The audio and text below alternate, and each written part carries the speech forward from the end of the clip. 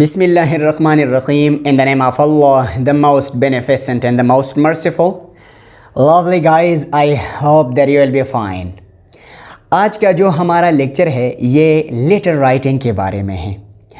Guys, जैसे कि आपको पता है कि लेटर राइटिंग इंग्लिश में एक बहुत इम्पॉर्टेंट टॉपिक है और इसकी इम्पोर्टेंस का पता इस बात से हम लगा सकते हैं कि स्कूल के लेवल से लेटर राइटिंग शुरू होता है, फिर उसके बाद हमें कॉलेज में भी लेटर राइटिंग पढ़ाता है, फिर उसके बाद यूनिवर्सिटी लेवल पे भी हमें इंग्लिश पढ़ाता है और फिर उसके बाद जब हम प्रोफेशनल लाइफ में आते हैं तो प्रोफेशनल लाइफ में भी लेटर राइटिंग हमारी ज़िंदगी का एक बहुत इम्पॉर्टेंट हिस्सा बन जाता है। हम लेटर लिखते हैं, अपने बॉस को हम लेटर लिखते हैं, जॉब के लिए हम लेटर लिखते हैं। इसके अलावा अगर हम न्यूज़पेपर के एडिटर को लिखते हैं तो लेटर लिखते हैं।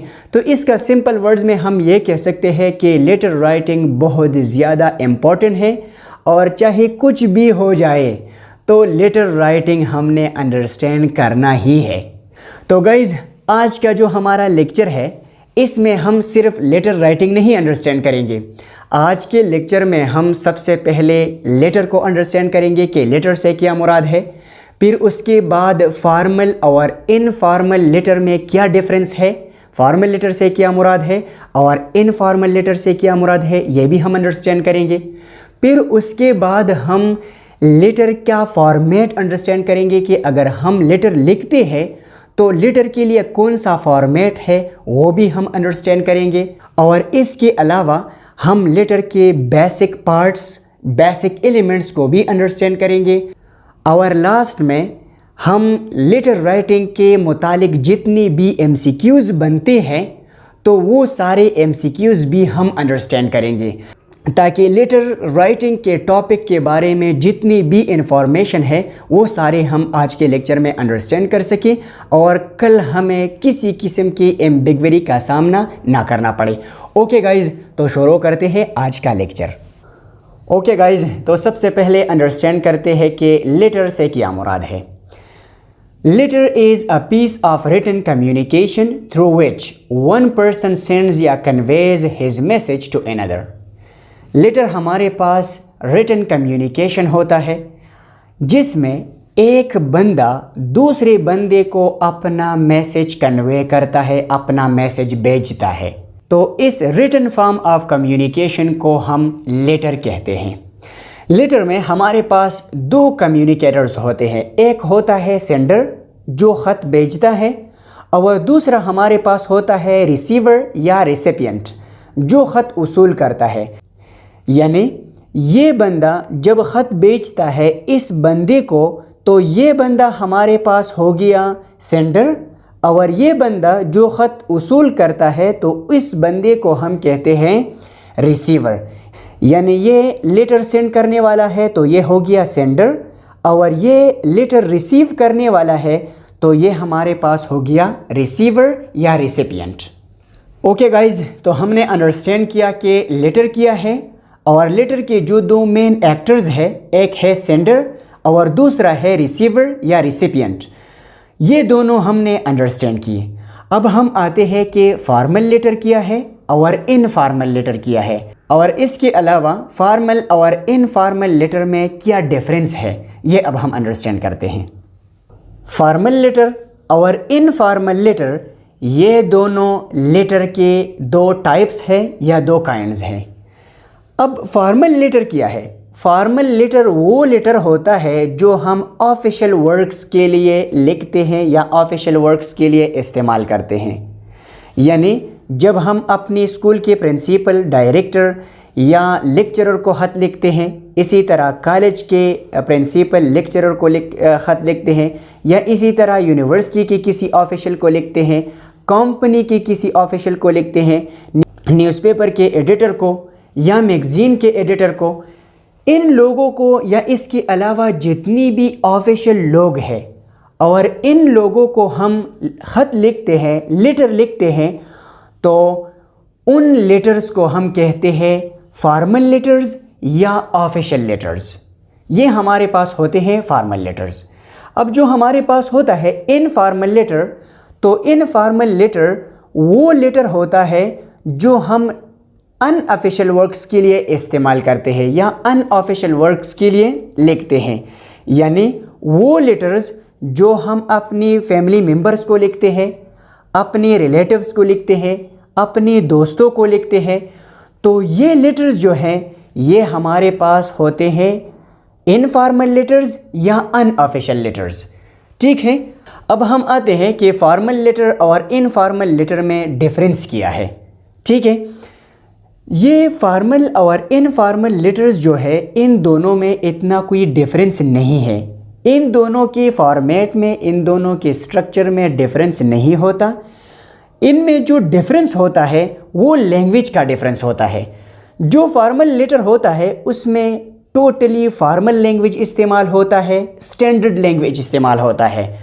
और ये जो इनफॉर्मल लेटर होता है उसमें 100% फॉर्मल और 100% स्टैंडर्ड लैंग्वेज इस्तेमाल नहीं होता। ठीक है, अब अगर सिंपल वर्ड्स में मैं आपको समझा दूं तो जब हम लेटर शुरू करते हैं सैल्यूटेशन में, तो सैल्यूटेशन में हम क्या लिखते हैं? जब हम फॉर्मल लेटर लिखते हैं तो फॉर्मल लेटर में हम कहते हैं डियर सर, रिस्पेक्टेड सर। और जब हम इनफॉर्मल लेटर लिखते हैं तो उसमें हम लिखते हैं कि lovely friend, dear friend, apple of my eyes. तो अगर आप इन दोनों के सैल्यूटेशन को देखें तो इससे आपको पता चलता है कि एक में आपने फॉर्मल लैंग्वेज इस्तेमाल किया है, रिवेयर्ड सर, रिस्पेक्टेड सर, और दूसरे में आपने इतना फॉर्मली नहीं लिखा है, आपने लवली फ्रेंड लिखा है, डियर फ्रेंड लिखा है, एप्पल ऑफ माई आइज़ लिखा है, ब्लैक ऑफ माई आइज़ लिखा है। तो ये हमारे पास सिर्फ और सिर्फ लैंग्वेज का डिफरेंस होता है इन दोनों में। इन दोनों के स्ट्रक्चर में कोई डिफरेंस नहीं होता। आई होप आपको इन दोनों के डिफरेंस का भी पता चल चुका होगा। अब हम आते हैं अपने नेक्स्ट टॉपिक पे, वो है basic elements of a letter या basic parts of a letter. English के एक जनरल लेटर या एक कॉमन लेटर के ये 7 पार्ट्स होते हैं या 7 एलिमेंट्स होते हैं। उनमें सबसे पहले हमारे पास है हेडिंग, और ये हेडिंग फर्दर डिवाइडेड होता है 2 हिस्सों में। एक होता है सेंडर एड्रेस और दूसरा होता है डेट। यानी डेट और सेंडर एड्रेस ये दोनों मिलके हेडिंग बनाता है। ठीक है, फिर दूसरा हमारे पास है रिसिपिएंट्स एड्रेस या रिसीवर एड्रेस। तीसरा हमारे पास है द सैल्यूटेशन। चौथा हमारे पास है द बॉडी। पांचवा हमारे पास होता है द क्लोज या द कम्प्लीमेंट्री क्लॉज। और छठा हमारे पास है नेम एंड सिग्नेचर। और लास्ट वन हमारे पास है इनक्लोजर। अब इन 7 एलिमेंट्स को या 7 पार्ट्स को 1 बाय 1 लेटर के एक सैंपल की मदद से या लेटर की एक पिक्चर की मदद से अंडरस्टैंड करते हैं। अब ये हमारे पास लेटर का एक सैंपल है। इस सैंपल में अगर आप देखें तो सबसे पहले लिखा गया है सेंडर एड्रेस, यानी जो बंदा ख़त बेचता है उसका एड्रेस लिखा गया है। फिर उसके बाद लिखा गया है डेट। ये डेट और सेंडर एड्रेस दोनों मिलके ये हेडिंग बनाता है। यानी सेंडर एड्रेस और डेट इकट्ठे मिलके ये दोनों बनाता है हेडिंग। फिर उसके बाद आता है रिसिपिएंट एड्रेस या रिसीवर एड्रेस। तो ये हमारे पास क्या है? ये है रिसीवर एड्रेस। फिर इसके बाद आता है सैल्यूटेशन। सैल्यूटेशन में हम वो जो dear friend, respected sir, revered sir ये लिखते हैं, तो ये हमारे पास होता है सैल्यूटेशन। फिर उसके बाद आता है लेटर का बॉडी। ये हमारे पास सारा जो है ये है बॉडी ऑफ द लेटर। और फिर उसके बाद आता है क्लोजिंग। ये हो गया क्लोजिंग। अगर आप देखें तो क्लोजिंग में कौन कौन सी चीज़ें होती हैं। क्लोजिंग में हम लिखते हैं योर सिंसियरली। इसके अलावा कुछ लेटर्स में थैंक यू या थैंक्स ये भी लिखा होता है। फिर उसके बाद आता है नेम और सिग्नेचर, यानी जिस बंदे ने ख़त लिखा होता है वो अपना नाम लिखता है और अपना साइन करता है, अपना सिग्नेचर करता है।